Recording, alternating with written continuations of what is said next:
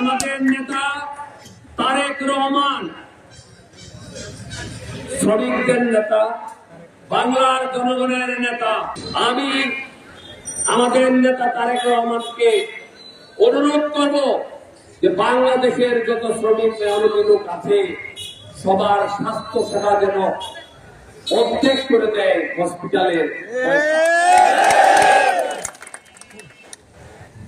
কারণ আমাদের শ্রমিক ভাইরা কৃষি কাজ করে, আমাদের শ্রমিক ভাইরা সিএনজি চালায়, আমাদের শ্রমিক ভাইরা মিল কারখানা চালায়, শ্রমিক ভাইরা রিক্সা চালায়। এরকম অন্তত 100-র উপরে খাত আছে যেখানে আমাদের শ্রমিক ভাইরা কাজ করে। সুতরাং আমরা আমাদের নেতার কাছে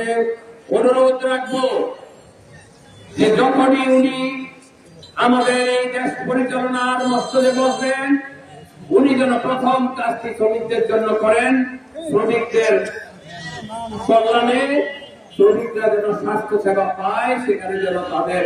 খরচ যা হয় তার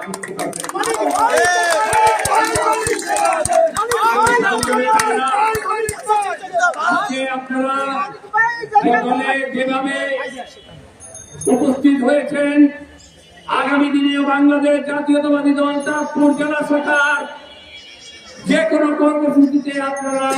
স্বতঃস্ফূর্তভাবে চাঁদপুর জেলার ছোট প্রান্ত থেকে আপনারা হাজির হয়ে হবেন, এই আশা আমি ব্যক্ত করে আমার বক্তব্য এখানে